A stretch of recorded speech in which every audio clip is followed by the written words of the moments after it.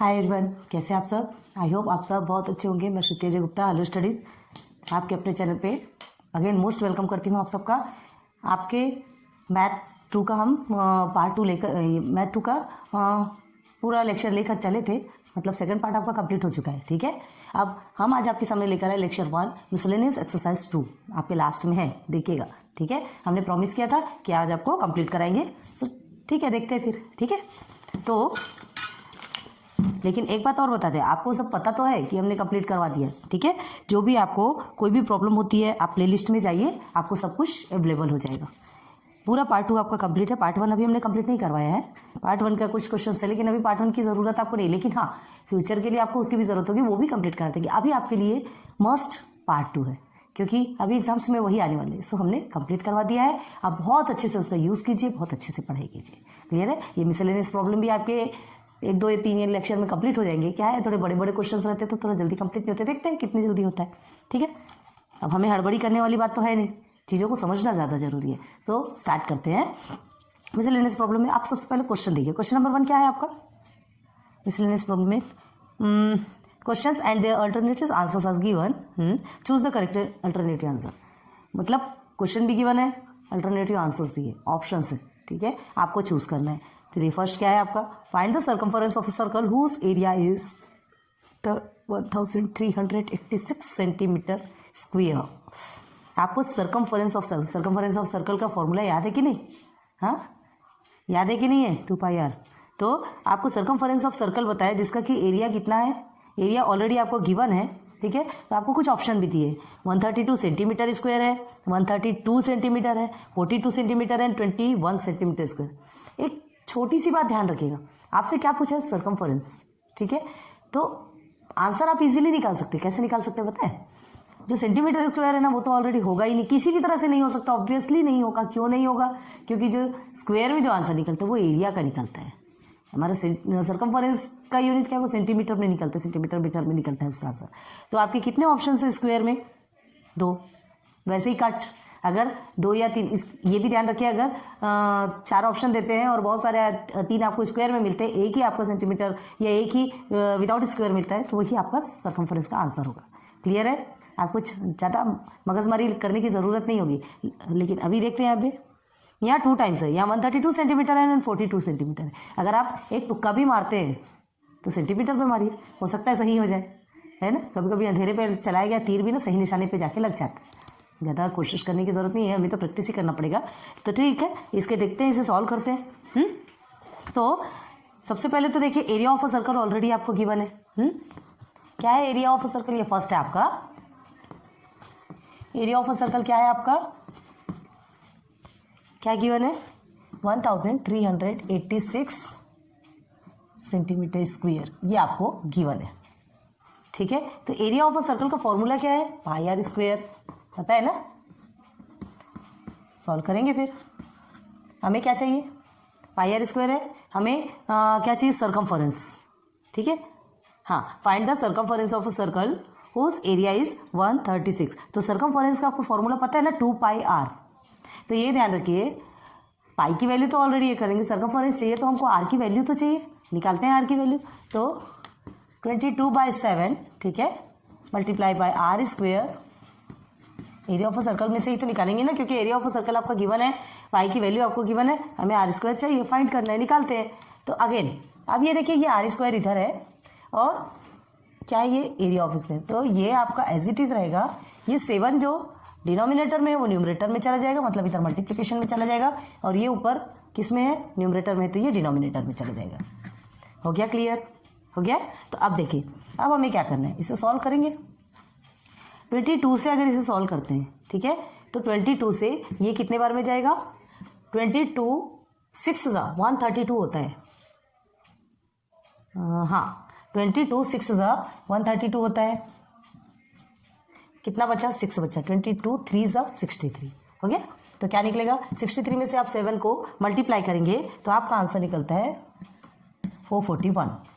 Clear है? अब ये जो स्क्वायर है, हमें तो आर की वैल्यू चाहिए, तो स्क्वायर को हम इधर कर देंगे, मतलब ये अंडर रूट में चला जाएगा। ये प्रोसीजर हमने बता चुके हैं आपको। अगर आपने टेक्स्ट बुक में अच्छे से पढ़ा होगा, इस प्रॉब्लम सेट में अच्छे से पढ़ा होगा, एरिया ऑफ अ सर्कल, हाँ, circle, area of a circle आपने सर्कल में पढ़ा है, तो अगर नहीं पढ़ा है तो पहले उसे जाके कंप्लीट कीजिए प्लीज़, क्योंकि वो लेक्चर में उसे नहीं समझेंगे, हमने ऑलरेडी अपलोड करके रखा है, अगर उसे नहीं समझेंगे तो ये फिर आप नहीं समझ सकते, ठीक है।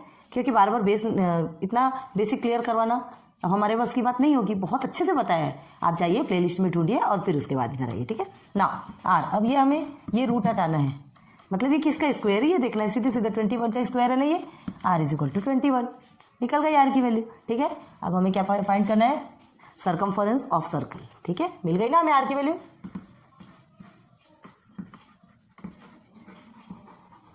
Circumference of circle, circumference of circle is equal to क्या है, उसका फॉर्मूला 2 पाई आर, पता है आपको, 2 है, पाई की वैल्यू 22/7 है, आर की वैल्यू मिल गई आपको, क्या मिली 21, ठीक है 21। नाउ 7 1 से 7, 7 3 से 21, आप क्या करेंगे, अगेन सॉल्व करेंगे, ये हो गया 44 मल्टीप्लाई बाई 3, 44 मल्टीप्लाई बाई 3, 3 4 ज़ा 12, अगेन 3 4 ज़ा 132, तो ये आपका क्या आएगा 132 सेंटीमीटर, क्या है आपका 132 सेंटीमीटर, आपका आंसर आएगा। Circumference of circle is 132 centimetre आ गया। सेंटीमीटर में आपका 2 था, 132 सेंटीमीटर एंड 42 सेंटीमीटर, तो 132 सेंटीमीटर आपका आंसर आ गया, ठीक है। चलो स्क्रीनशॉट लेना है, स्क्रीनशॉट ले लो, जो भी करना हो, ठीक है, रब कर दे। चलो क्वेश्चन नंबर 2 पे, बहुत सारे क्वेश्चन से सॉल्व करवाते फिर टाइम लगता है, ठीक है। नाउ क्वेश्चन नंबर 2 देखते हैं। The side of a cube is 4 metre, cube का पता है ना, क्यूब के बारे में पढ़े हैं आप, तो देखिए the side of cube is 4 metre if it is doubled, ठीक है, डबल मतलब 8, पहले ओरिजिनल क्यूब देखेंगे और उसके बाद जो डबल किया गया है ना, तो क्यूब का जो साइड निकालते हैं आपको फॉर्मूला याद है, एल क्यूब, सब ऑल आर इक्वल होते हैं, एल क्यूब होता है उसका फॉर्मूला। तो देखते हैं, side of cube is 4 metre if it is doubled, how many times will be the volume of the new cube as compared with the original cube, 2 times, 3 times, 4 times, 8 times, कितने times है देखेंगे। चलो ठीक है, तो सबसे पहले हमें क्या देखना है, पहले हमें देखना है ओरिजिनल क्यूब, ठीक है, साइड ऑफ क्यूब है तो पहला क्या है, ये सेकंड क्वेश्चन है आपका, original cube and second is your new cube, दोनों भी साथ साथ में देखेंगे, ठीक है। ओरिजिनल क्यूब का साइड क्या है given, side is equal to 4 centimetre में है कि मीटर में है, मीटर में, ठीक है। एंड ओरिजिनल न्यू क्यूब, तो उससे साइड ब्रैकेट में लिखेंगे डबल इज इक्वल टू कितना 8 मीटर। देखिए कैसे समझ करते हैं, अब इसका फॉर्मूला लेंगे, ओरिजिनल वॉल्यूम, वॉल्यूम देखना है ना, तो वॉल्यूम का एल क्यूब है ना, original volume of cube L cube होता है, यहाँ पर भी आपका क्या होगा, न्यू है तो न्यू का भी में भी एल मतलब एल क्यूब ही लगेगा, दोनों साइड तो फॉर्मूला तो वही लगेगा, ठीक है। तो ओरिजिनल वॉल्यूम एंड लिख देते हैं न्यू वॉल्यूम ऑफ क्यूब, चलो कोई बात नहीं, is equal to l cube, दोनों में भी लिखते हैं, ठीक है। अब एल क्यूब में क्या करेंगे, 4 क्यूब, नीचे क्यों लिख रहे हैं हम, हमारा भी दिमाग है ना, तो देखिए ये 4 क्यूब है, यहाँ आपका आएगा 8 क्यूब, सीधे सीधे वैल्यू पुट करेंगे तो अगेन सब्स्टिट्यूट करेंगे, तो 4 के साथ आप करते जाएंगे तो क्या आएगा आपका 4 4 16, 16 4 64, 64 मीटर किस में आएगा, ये क्यूब में आएगा, याद है ना। ये आपका 8 क्यूब है, तो इसका टोटल आएगा आपका 512 m क्यूब, ठीक, साथ साथ में चल रहे हैं, ये ओरिजिनल है वो डबल वाला है, बहुत ध्यान दीजिए। अब हमें क्या करना है, ये दोनों भी निकल गए, हमें क्या फाइंड करना है, the side of a cube is 4 metre if it is double, अगर उसे डबल किया गया तो क्या है, हाँ, how many times will be the volume of the new cube, how many times, ये जो न्यू क्यूब है वो कितने टाइम्स होगा ओरिजिनल क्यूब का, कितने टाइम्स होगा, तो क्या करेंगे नाउ, चलो अब यहाँ तक आपका प्रोसीजर कंप्लीट हो गया, ठीक है। अगेन नाउ अब हमें देखना है, हाँ, how many times new cube from the original cube, ठीक है। तो नाउ न्यू क्यूब, अब हम क्या करेंगे, दोनों को डिवाइड,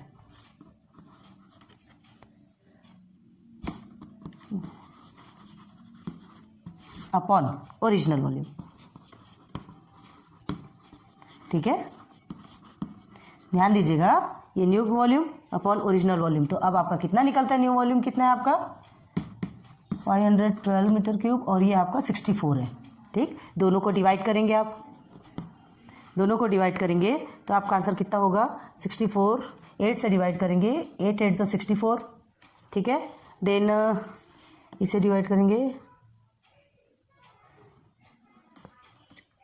8 6 48, 49 50 51 3, 8 4 32, ठीक है। अगेन 8 1 8, 8 4 62, देखिए क्या आया, जो डबल किया वही आंसर इधर आया, तो आपका आंसर क्या निकलता है 8,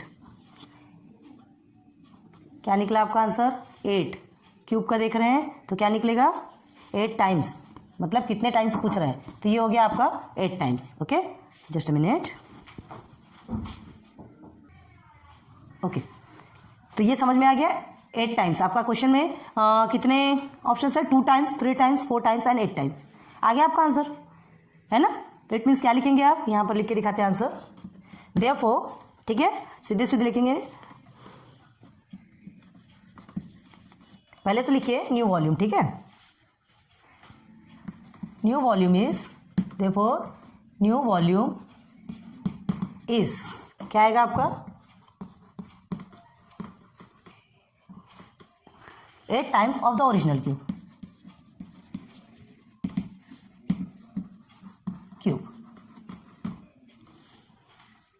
क्लियर है। New volume is 8 times of the original cube, हो गया। अब सेकंड क्वेश्चन भी खत्म, मतलब आपको ये ऑप्शन कौन सा आता है, ऑप्शन डी, क्लियर है। चलिए क्वेश्चन नंबर 3 में चलो, 2 भी क्वेश्चन कंप्लीट हो गए। ऑप्शन ऑलरेडी गिवन रहता है, लेकिन बस थोड़ा थोड़ा हमें माइंड लगाना पड़ता है कि कौन सा ऑप्शन हो सकता है। फर्स्ट वाला तो आपको बहुत ईजी है, फर्स्ट वाले में आपको एरिया ऑलरेडी गिवन है, सर्कमफरेंस आपसे पूछा गया है और ऑप्शन में दिया है, तो वो एरिया के 2 आंसर्स दिए, स्क्वायर में तो होगा नहीं, सिंपल है। तो सिंपल वाले में 2 में भी अगर आप तुक्का भी मारते हैं तो कोई किसी एक में लगाइए, कोई ना कोई तो सही होगा, नहीं होगा तो गलत भी होगा, लेकिन आपने सही इसमें तो लगाया ना। चलिए नाउ क्वेश्चन नंबर आपका 3 क्या है, Pranali was practising for a 100 metre running race, अच्छा, प्रणाली 100 मीटर रनिंग रेस की प्रैक्टिस कर रही, she ran 100 metre distance 20 times, 100 metre distance उसने कितने बार दौड़ा 20 times, the time required in seconds, ठीक है। For example attempt was as follows, अच्छा, तो ये आपका क्या है, ये टैली मार्क्स जो आपने सॉल्व कर चुके हैं, ये एक्सरसाइज आप कर चुके हैं, अगर आपको याद होगा तो, ठीक है, और नहीं किए होंगे तो ये लेक्चर हमने ऑलरेडी अपलोड कर चुके हैं, आप जाइए और देखिए, उसके बाद फिर आप इधर आइए, ठीक है। तो आपको क्या बनाना है, इसमें मीन फाइंड करना है, एवरेज मीन जिसे कहते हैं वो फाइंड करना है। तो क्वेश्चन नंबर 3 देखो ना, स्टोरी प्रॉब्लम है आपकी, Pranali was practising for 100 metre running, तो देखो इसमें क्या दिया आपका 100 मीटर रनिंग है, इसमें आपको क्या बनाना है, टेबल बनाना है। किसमें किसमें दिया है, टाइम किसमें गिवन है आपको, देखो टाइम सेकंड्स में है, हाँ, the time required in seconds for each attempt will as follows, आपको बहुत सारे ऐसे और पूरे ऑप्शंस भी दिए हैं, ऑप्शंस तो हम लिखेंगे नहीं, आपके टेक्स्ट बुक में है, आप सीधे सीधे देखिए। तो इसमें टेबल कैसे बनाया जाता है, देखिए आपको बता चुके हैं हम, 1 2 3 देन 4, ठीक है। हाँ, फर्स्ट में रनिंग रेस लिखेंगे, रनिंग रेस ऑफ, या तो टाइम इन सेकंड्स, जो भी लिखना हो, टाइम इन सेकंड्स, क्लियर है। बहुत सारे हैं, बताएंगे, इसे हम लिखते हैं XI, FI sigma FI upon N, याद है ना फॉर्मूला। नाउ सेकंड में आपका टैली मार्क्स आता है, now third number of attempt, कितने अटेम्प्ट की, number of attempt, and last तो आपको मालूम है FI मल्टीप्लाई बाय XI, ऐसा ही है ना। आप टेक्स्ट बुक में इस चैप्टर में जाके देखिए, आपको समझ में आएगा, इससे रिलेटेड एक क्वेश्चन है। तो ये आपका क्या हो गया, रनिंग रेस ऑफ 100 मीटर, ठीक है। रनिंग रेस ऑफ जो 100 मीटर है उसको सेकंड में निकला है, तो कितने लोग हैं वो पहले लिखना है। तो जो कितने लोग हैं वो लिखने के लिए हमें टोटल नंबर्स कितने हैं वो देखना पड़ेगा। तो टोटल नंबर्स आपके कितने होंगे, देखिए कहाँ से स्टार्ट है, हम स्मॉल से लेके एंडिंग तक, मतलब क्या कहते हैं हम, असेंडिंग ऑर्डर में नंबर्स लेके चलेंगे। तो असेंडिंग ऑर्डर में सबसे छोटा नंबर कौन सा है आपका, लिस्ट नंबर कौन सा है इसमें, 14 आपका सबसे लिस्ट नंबर है। एंड अगेन 18 है ना, 18 आपका सबसे ज्यादा नंबर है। चलिए देखते हैं फिर।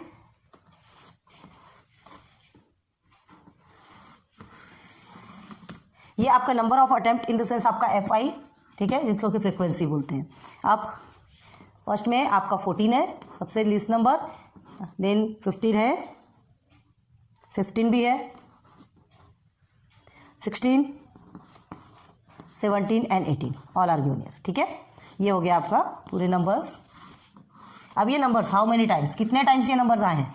14 कितने बार आया आपका, 2 टाइम्स आया, 1 देन 2, क्लियर है। How many times 15 come, 1 2 3 4 then 5 6 7 8 times 15 आया, ठीक है। 1 2 3 4 5 6, हाँ 8 टाइम्स है 15। एंड 16, 1 2 3 4 देन 5 टाइम्स आपका 15। 5 कैसे लिखते हैं आपको बता चुके हैं, बार बार नहीं बताएंगे। 17 कितने बार आके है, 1 2 3 4, 1 2 3 देन 4, क्लियर है। Now 18 comes in only 1 time, हो गया, क्लियर हो गया। अब देखिए नंबर ऑफ अटेम्प्ट, अभी ये 14, ठीक है, मतलब 14 कितने, ये आप इसको देख करके आप यहाँ लिखेंगे। पहले तो हमें ये लिखना था कि ये 14 कितने बार आया, उसके बाद हम टैली मार्क्स लगाते हैं। हमने काउंट कर लिया, चलिए ठीक है, ये 2 टाइम्स है, 2 टाइम्स लिख दिया हमने, ठीक है। अगेन ये 8 टाइम्स है, यहीं से देख करके लिख लीजिए, ये 8 times, this is your 5 times, this is 4 times and this is only 1 time. अब टोटल कितना कहा गया है, देखते हैं इसमें बराबर आता है कि नहीं। टोटल आपसे कितना कहा गया है,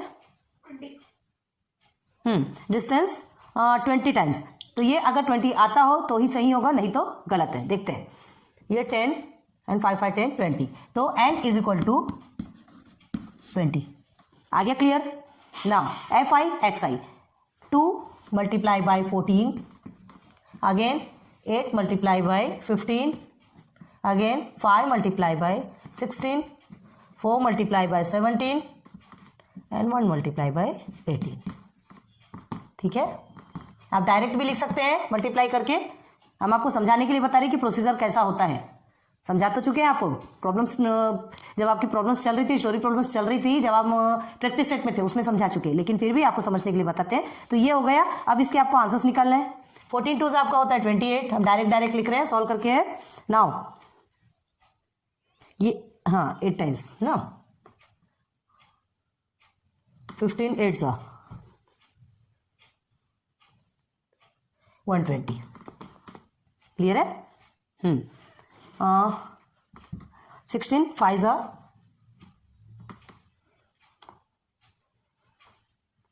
80, नाउ 17 4 68, अगेन आपका आता है 18 1 18, हो गया, क्लियर, ठीक है।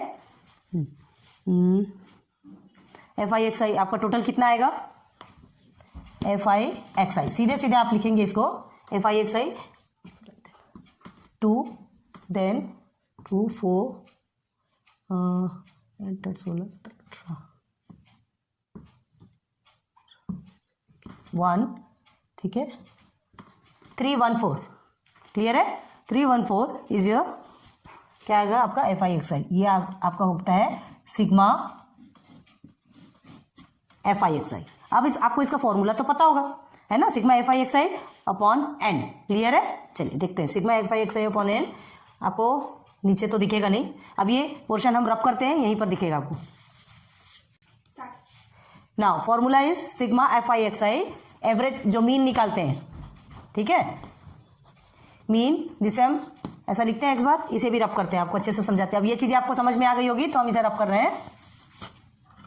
तो देखिए is equal to sigma FI/XI upon n, ऐसा ही लिखा जाता है। चलिए वैल्यू पुट कीजिए, 314 अपॉन 20 सब्सटीट्यूट करें तो इसका टोटल आंसर आपको कितना आएगा 15.7। क्लियर है? तो ये 15.7 क्या है आपका सेकेंड हो गया। The mean of time taken to run 100 metre, लिख देते हैं, आंसर लिख दें यहाँ, ये रब कर दें, इसे रब करते हैं, उसके बाद फिर आपको आंसर्स लिख के दिखाते हैं। समझ में आ गया होगा प्रोसीजर कैसा है, हमने इसके पहले आपके प्रैक्टिस सेट में भी कंप्लीट करवा दिया है। तो देयरफॉर आंसर कैसे लिखेंगे, the mean of the time taken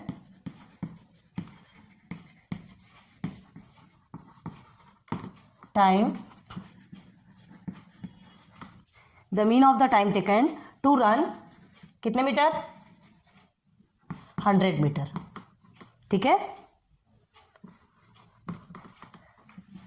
is 15.7 seconds. हो गया क्लियर?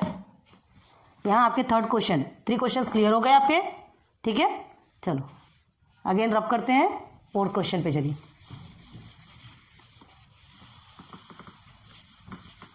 ना क्वेश्चन नंबर 4,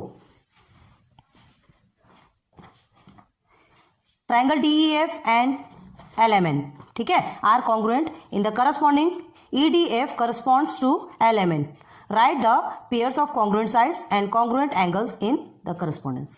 सिर्फ आपको बताना है, करना कुछ नहीं है यहाँ पे, ठीक है। आपको ना कुछ ड्रॉ करना है, ना तो एंगल बनाना है, कुछ भी नहीं करना है। सिर्फ आपसे क्या कहा गया है, triangle DEF LMN are congruent in congruent है, ये तो बताया आपसे, ठीक है। आप ये आपसे क्या कहा जा रहा है कि EDF congruent corresponds to LMN, सीधे सीधे लिखिएगा, अभी बताते हैं आपको। Write the pairs of congruent side, congruent side के आपको क्या लिखना है, पेयर्स बनाना है, and congruent angles in correspondence, मतलब congruent side and congruent angles के आपको क्या करना है, बनाना है, ओनली पेयर्स बनाना है, सिर्फ आपको पेयर्स बना के बताना है, ठीक है, बाकी ज्यादा कुछ नहीं है। तो देखिए सबसे पहले क्या लिखेंगे, ट्राइंगल, ये आपका फोर्थ क्वेश्चन है, ठीक है, DEF ही है ना, हाँ, DEF एंड ट्राइंगल LMN, यही गिवन है ना, हाँ, आर क्या है, कॉन्ग्रुएंट, ठीक है, इन करस्पॉन्डेंस,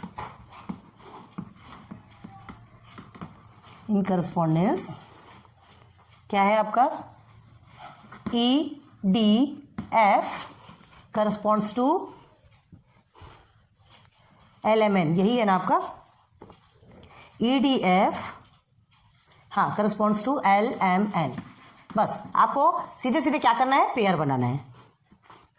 तो इसमें एक माइंड में बिठा लीजिए, आप पहले लिख लीजिए 1 2 3, ये आपके माइंडसेट के लिए, ये आपके माइंडसेट के लिए, आपको एकदम इजी वे में बता रहे, 1 2 3 एंड 1 2 3 आप लिख लीजिए, बस सीधे सीधे पेयर बताते जाइए। तो सबसे पहले चलिए कॉन्ग्रुएंट साइड लिखते हैं, आपके स्टार बना लीजिए, कॉन्ग्रुएंट साइड, ठीक है।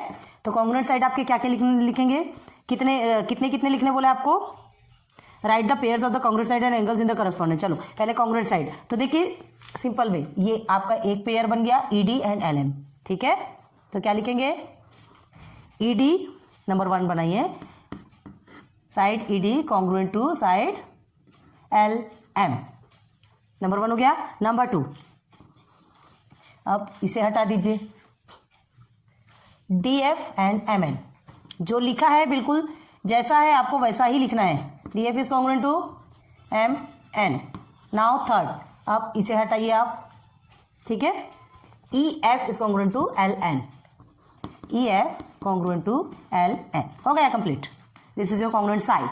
नाउ अब हमें लिखना है कॉन्ग्रुएंट एंगल्स, ठीक है। तो अगेन स्टार बनाइए, कॉन्ग्रुएंट एंगल्स, वो भी आप बना सकते हैं, सिंपल ही है, ठीक है।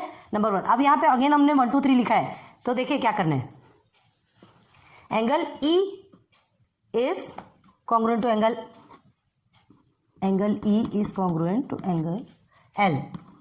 Number 2, angle D is congruent to angle M। Number 3 angle F is congruent to angle N. बस इतना ही है आपका आंसर। क्लियर हो गया? यही है आपका आंसर। हमें क्या निकालना था, ये करस्पॉन्ड से आपको बताया है और ये कॉन्ग्रुएंट है, तो आपको निकालना है साइड्स और एंगल्स कौन कौन से किसके कॉन्ग्रुएंट है ये आपको निकालना है। निकल गया। हो गया? क्वेश्चन नंबर 4 आपके complete. Now question number 5।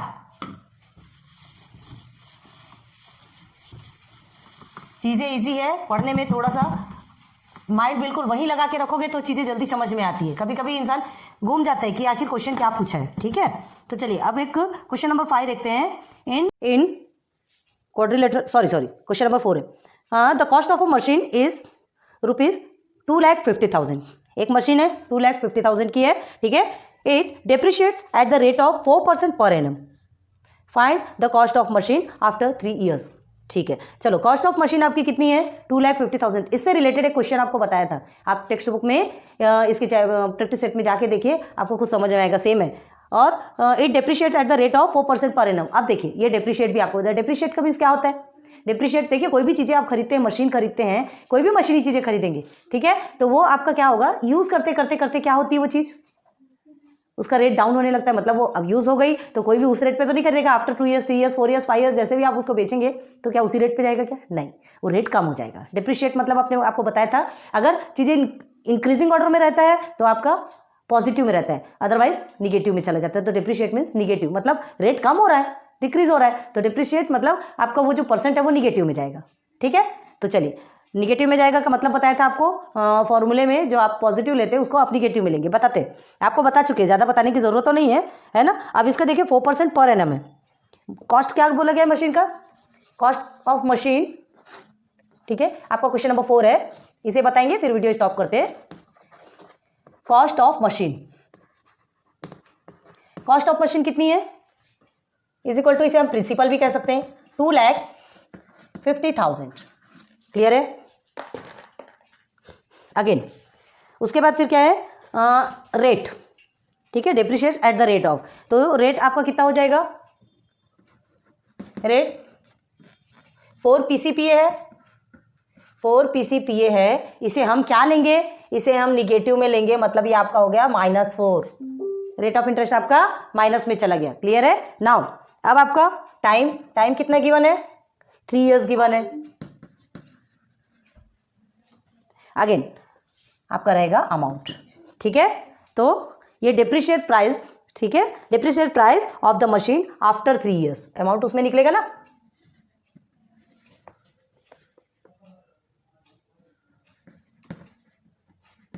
Depreciate price of machine after 3 years, 3 साल के बाद उस मशीन का जो गिरा हुआ प्राइस है कितना होगा, तो वही हमारा अमाउंट कहलाएगा। तो क्या करेंगे, हाँ सीधे सीधे आप वैल्यू पुट करेंगे। क्या है आपका? Therefore amount is equal to क्या होता है? प्रिंसिपल मल्टीप्लाई बाय, फॉर्मूला याद है ना आपको, निगेटिव में लेना है, ये ध्यान रखिए। 1 माइनस कर देंगे R/100। आपका टाइम कितना ईयर्स है? 3 ईयर्स है, तो सॉरी 3 ईयर्स बाद में लिखेंगे, पहले तो फॉर्मूला एन में डिनोट करते हैं टाइम को, हमने बताया था आपको। ठीक है, वैल्यू पुट कीजिए। आपका प्रिंसिपल आपका 2,50,000 है ना, तो पहले amount is equal to 2,50,000। Clear है? 2,50,000 मल्टीप्लाई बाई 1 माइनस 4/100, 3 ईयर्स हो गया। उसे आप जल्दी से नोट डाउन कर लीजिए, या तो फिर बाद में लिखिए, जैसा भी कीजिए, हमें रब करना पड़ेगा। अब ये हो गया। अब इसे सॉल्व करेंगे तो again a is equal to 2,50,000। ठीक है, अब इसे इसे क्या करना है? 3 टाइम्स। हाँ, तो आपका क्या होगा देखिए, 100 है, ये माइनस में है तो क्रॉस मल्टीप्लिकेशन किया जाता है। क्रॉस मल्टीप्लिकेशन में क्या होगा? 10 1 ज़ा 10 ही आता है, ये सॉरी 100 1 ज़ा 100 आएगा, ये 100 है। अब 1 4 ज़ा 4 ही आएगा, अपॉन में आपका क्या आएगा? 100। ठीक है, ऐसे ही होता है। अब हमें क्या करना है? अब हम इधर रब करते हैं। थोड़ा छोटा छोटा लिखना था, बड़ा लिखते तो इसलिए थोड़ा सा स्पेस की प्रॉब्लम होती है। चलिए कोई बात नहीं ना। Again a is equal to 2 lakh, यहाँ थोड़ा छोटा लिखते हैं, देखिए स्पेस 2,50,000 है आपका। अब इसके बाद 100 से आप 4 को माइनस करेंगे, 96/100 क्यूब। क्लियर है? 3 ईयर्स पूछा है, 3 ईयर्स लिखेंगे। ठीक है, अगेन सॉल्व करिए। a is equal to 2,50,000 multiply by 3 times है तो 3 टाइम्स लिखेंगे, 96/100, अगेन 96/100, अगेन 96/100। हो गया क्लियर? चलिए 1 2 3 4 है, 1 2 3 4, 1 2 3 4 और 4 के 0 0 कंप्लीट हो गए। ठीक है, अगेन 25 1 से 25, 25 4 से 100 होता है। फिर आप 4 से इसे डिवाइड करेंगे, 4 1 से 4, 4 2 से 8 एंड 4 4 से 16, ये हो गया 24। क्लियर है? फिर से वैल्यू को नीचे लिखते जाइए, 96, अब और किसी से तो होगा नहीं, मल्टीप्लाई बाय 96 मल्टीप्लाई बाय 24। बस जैसे जैसे सिंप्लीफाई किए यही बचा हमारा। तो a इज इक्वल टू आपका कितना हो जाएगा टोटल में 84। ठीक है, 2,21,084, 2,21,184। तो देखिए आपका टोटल कितना था? 2,50,000। ठीक है, डिप्रिशिएट हुआ मतलब कम हुआ तो कितना हुआ आप देख लीजिए अमाउंट। क्लियर है? तो लिखेंगे आंसर में, therefore the cost of machine after 3 years will be, कितना हो जाएगा 2,21,184 है ना। रुपीज़ हमने पहले नहीं लिखा, चलिए हम बाद में लिख देते हैं, वो आप कर लीजिए। हो गया, क्वेश्चन नंबर 4 भी आपका क्लियर हो गया। तो उम्मीद करते हैं ये वीडियो आपको बहुत अच्छे से समझ में आई होगी एंड इंटरेस्टिंग लगा होगा, क्योंकि टाइप्स ऑफ क्वेश्चंस रहते हैं।